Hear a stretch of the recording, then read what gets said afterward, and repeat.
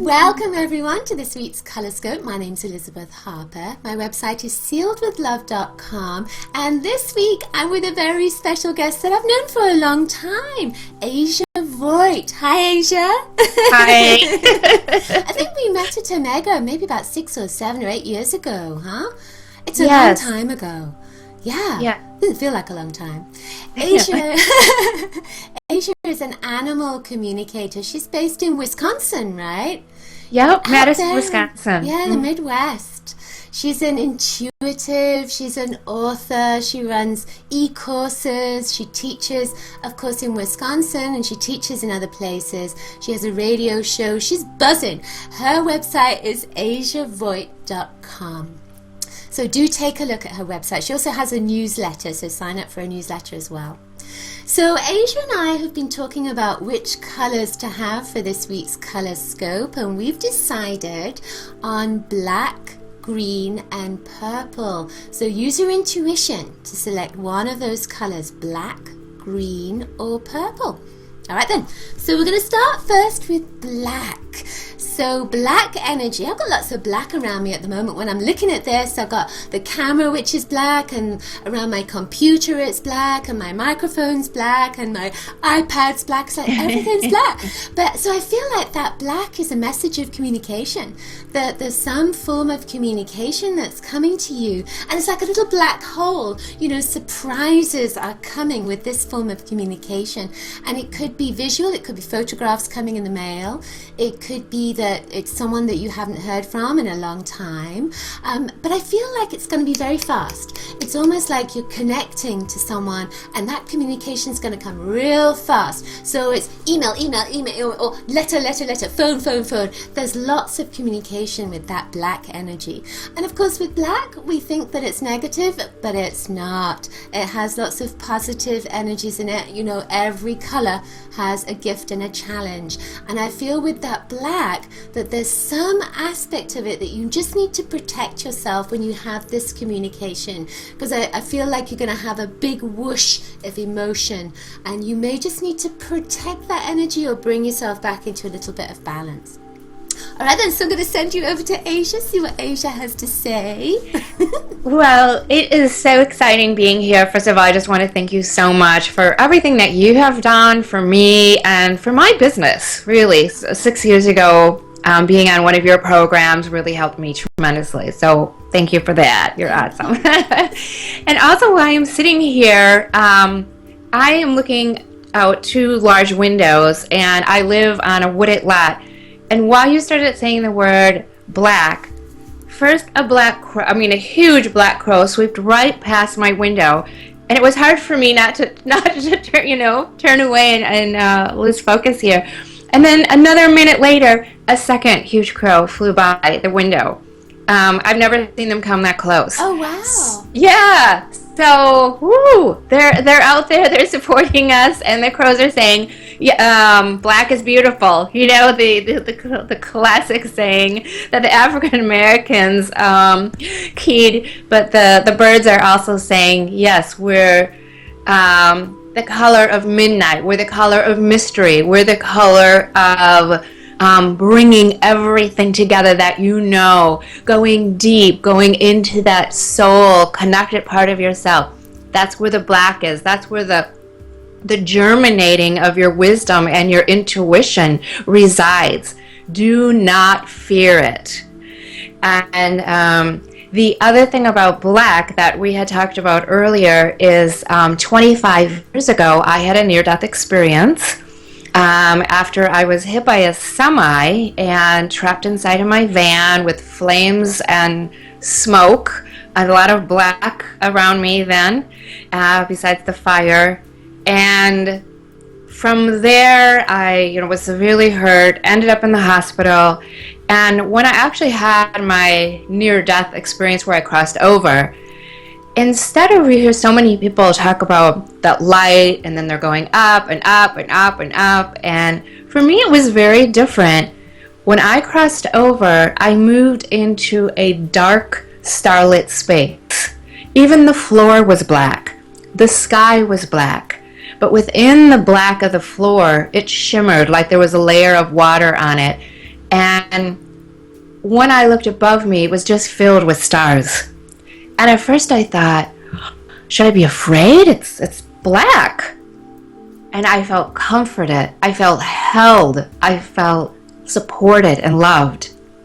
And you don't have to have a near-death experience to be able to have that experience. It's really there for you. And anytime that you want to call on that, it's there to find out what in that black, in that soul dark place, or in the expanded place of the universe, the cosmic birth, what's in store for you, what is waiting for your color, your wisdom to germinate from that black. Wow, I love that. It's like a little room, and you know what's interesting?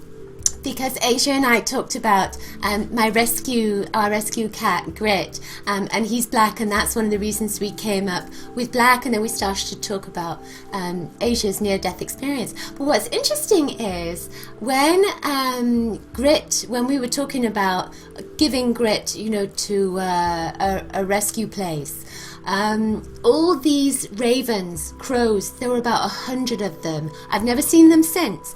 They all came onto our land. They just flocked onto the land.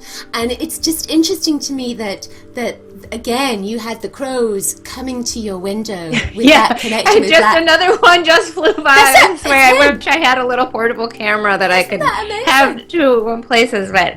Yeah. Ooh, I'm having goosebumps. Yeah, so absolutely. He has that connection to them. They brought them, there's a magical energy that's there. Wow. Yeah. Sweet, thank you.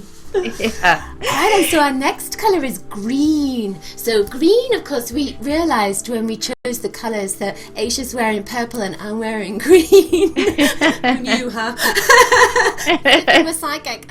So the green energy, of course, green is a wonderful healing color, and when you look out onto the land, green, of course, the majority of the planet, let's say, is green, or a lot of the planet is green. So that green energy is very much about growth.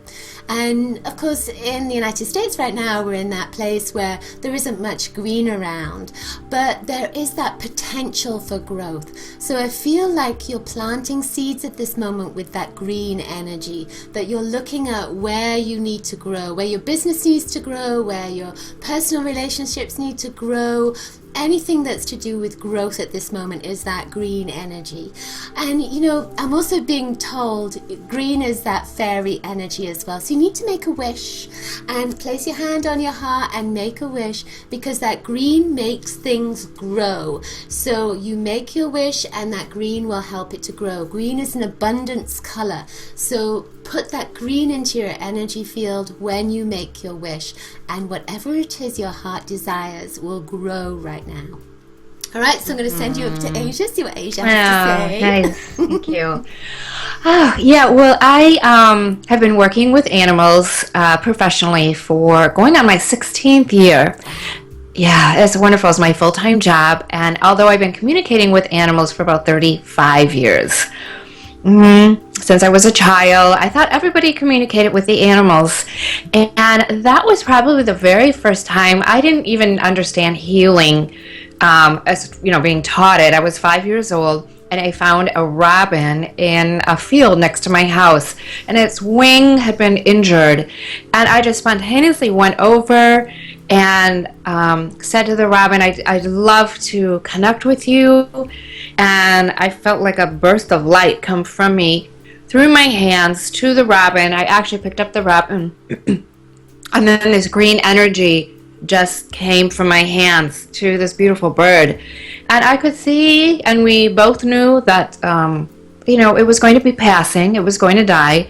We both accepted that. I don't remember even feeling sad for the bird. It was like, oh, you're going to be passing. Okay. Let me help you. The bird agreed.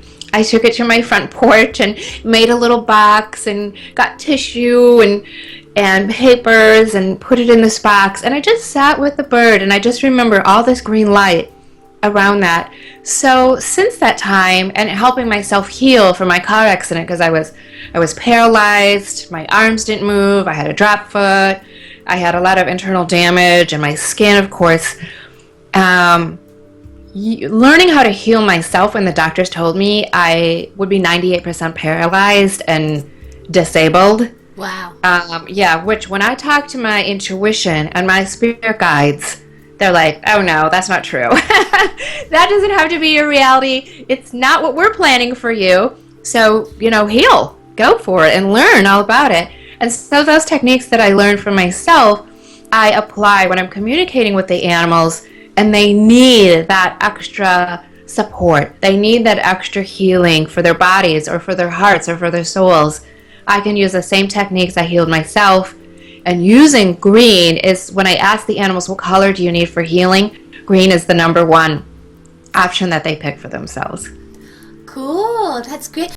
That's interesting that you say about green helping that bird to move, to pass into spirit, because green is it's also a color of grief and kind of letting go.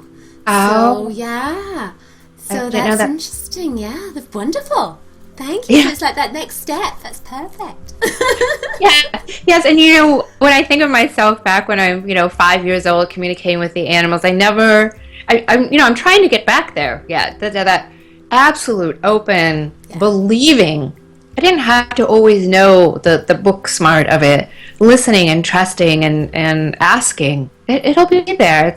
It's there for you and everyone who desires that. That's perfect. Thank you. Yeah. Okay, so purple. So we see that Asia has purple. Yay. One of my favorite colors. Favorite colors. It's often psychics' favorite colors. I have to say, it was my favorite color when it was Donny Osmond's favorite color. I love Donny. Yeah, that's it. That sets me back a bit. Big smile. Yeah. So purple energy, of course, is another magical energy, and we think of purple that it has violet in it and it has a little bit of black in it as well. So this is again that aspect of connecting to the divine, maybe moving in a new direction. I'm being told with purple at the moment that you may feel a little bit stuck, that you might feel like there's something out there, but it hasn't quite come to you yet. You need to have a little bit of faith that everything comes in its own time, at the right time. And I feel almost like you're about to pop. If you think of the crown chakra and that violet and purple kind of coming up here, it's almost like you're ready to pop out of your head. And that might be what you're going to do, is pop out of your head and then come into this place of, and I can feel it, come into this place of, oh, that's what I needed to do. That was the path I needed to take. That was the decision I needed to make. That kind of thing. I feel like it's just let go of your head and go with your intuition, and it's time to pop, and things are going to start moving, but they will move in their own time. They'll also move when you let go.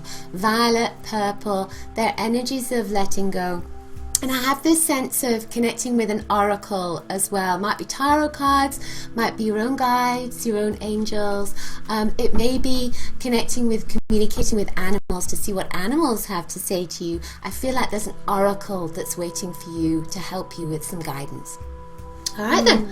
So now that I've just said the purple, I can hear the boys and girls want to come in. I heard that banging. Is that them knocking on the door? That says I want purple. Let me in. Cute. Oh, purple. Well, I have some awesome purple energy to contribute here. And so I started talking about my near-death experience, where initially I moved into this place of this beautiful expanse of black. And from there, when I had an opportunity to meet God or Goddess or the divine, really divine light is the closest true title. And because I was really afraid at that time in my life, it was 25 years ago, and my blessed family had instilled me with a lot of fear of religion and hell. And at that point, I was terrified. I thought, I'm going to hell here. And when my guides who had greeted me were like, what? No.